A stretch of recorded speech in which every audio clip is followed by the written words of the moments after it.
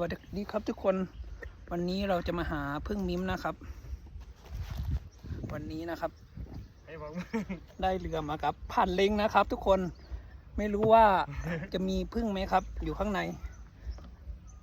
ลึกแค่ไหนเราก็มานะครับ